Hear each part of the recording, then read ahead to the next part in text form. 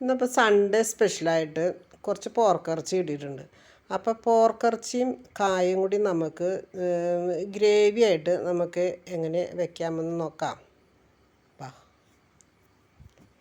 അപ്പം ഞാനിവിടെ ഒരു ചട്ടിക്കലത്തിൽ പോർക്കിറച്ചി ഒരു 1/2 കിലോ പോർക്കിറച്ചി കാണും. അപ്പോൾ ഞാൻ ആ പോർക്കിറച്ചി മഞ്ഞൾപ്പൊടി, ഉപ്പും, സവോള, പച്ചമുളകും എല്ലാം ചേർത്ത് ഒരു 10 മിനിറ്റ് വേവിച്ചതിന് ശേഷം ഞാൻ കായ ഇട്ട് കൊടുത്ത് രണ്ടും വെന്ത് ഞാനത് ഇവിടെ ഇറക്കി വെച്ചു. അതിനുശേഷം നമുക്കൊരു ചീനച്ചട്ടി ഞാൻ അടുപ്പത്ത് വെച്ച് കൊടുത്തേക്കണം. അതിലേക്ക് കുറച്ച് വെളിച്ചെണ്ണ ഒഴിച്ച് ഒരു മുറി തേങ്ങയുടെ പകുതി ഞാൻ എടുത്തിട്ടുണ്ടാവുള്ളൂ. കാരണം വെച്ചാൽ നമ്മളിതിൽ മസാലകളൊക്കെ ചേർത്ത് വന്നു കഴിയുമ്പോൾ അത്യാവശ്യം അരപ്പ് നമുക്ക് കിട്ടും. അപ്പോൾ ഞാനത് ആ തേങ്ങ നന്നായിട്ട് മൂത്ത് വന്നതിന് ശേഷം അതിലേക്ക് കുറച്ച് മഞ്ഞൾപ്പൊടി ഇട്ട് കൊടുക്കുകയാണ്. ഈ മഞ്ഞൾപ്പൊടിയുടെ പച്ചമണമൊക്കെ ഒന്ന് മാറി കഴിഞ്ഞ് കഴിയുമ്പോഴേക്കും നമുക്ക് അതിലേക്ക് ഞാൻ കുറച്ച് മല്ലിപ്പൊടി എടുത്ത് വെച്ചിട്ടുണ്ട്. അപ്പോൾ ആ മല്ലിപ്പൊടി നമുക്ക് അതിലേക്ക് ചേർത്ത് കൊടുക്കാം. മല്ലിപ്പൊടിയുടെ പച്ചമണം നന്നായിട്ട് മാറുന്ന വരെ നമുക്ക് വഴറ്റി കൊടുക്കാം. അപ്പോൾ ഇതുപോലത്തെ സ്പാച്ചിൽ വെച്ച് നമ്മൾ ഇങ്ങനെയൊക്കെ ചെയ്യുകയാണെങ്കിൽ നമുക്ക് നല്ല ഈസി ആയിട്ട് ചെയ്തെടുക്കാൻ പറ്റും.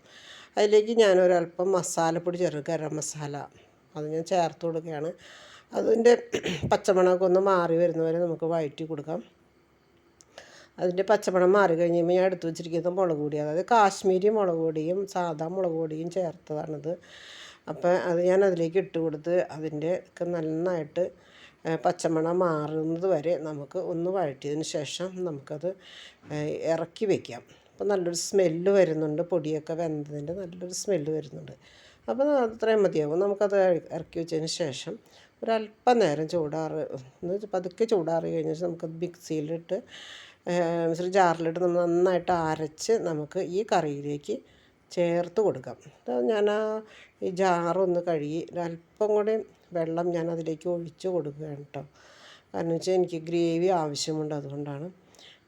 അപ്പം ഞാൻ ഇപ്പം ഞാൻ നന്നായിട്ട് തീ കത്തിച്ചതിന് ശേഷം അത് അവിടെ ഇരുന്ന് നന്നായിട്ട് തിളച്ചു. ഞാനതൊന്ന് ഇളക്കി കൊടുക്കുക. ഇടയ്ക്ക് നമ്മളൊന്ന് ഇളക്കി കൊടുത്തതിന് ശേഷം വീണ്ടും ഒരല്പം നേരം കൂടി മൂടി വയ്ക്കാം. വീണ്ടും നമ്മൾ ഇപ്പോൾ നന്നായിട്ട് വെന്ത് നല്ല ഈ ഗ്രേവിയും കഷ്ണങ്ങളുമായിട്ട് നന്നായിട്ട് ചേർന്നു. ഞാനത് ഇറക്കി വെച്ചു. വീണ്ടും ഞാൻ ആ ചീനച്ചട്ടി ഒന്ന് വെച്ച് കൊടുക്കുകയാണ്.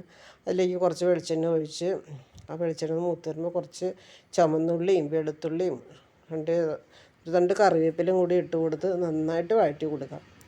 അപ്പോൾ അതിൻ്റെയൊക്കെ പച്ച കളറൊക്കെ മാറി നന്നായിട്ട് മൂത്തതിന് ഒരു അല്പം മുളക് പൊടി ഞാനതിൽ ചേർത്ത് കൊടുത്തിട്ടുണ്ട്. അത് വീഡിയോ എടുക്കാൻ പറ്റിയില്ല.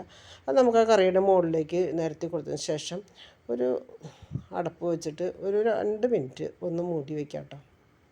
അപ്പം ഞാനതിങ്ങനെ ഒന്ന് മൂടി വയ്ക്കുകയാണ്. ഇനി നമുക്കത് തുറന്ന് നമുക്ക് ചപ്പാത്തിക്കോ ചോറിനോ വളരെ ടേസ്റ്റി ആയിട്ടുള്ള പോർക്കും കായും വെച്ച് കറി കഴിക്കാവുന്നതാണ്.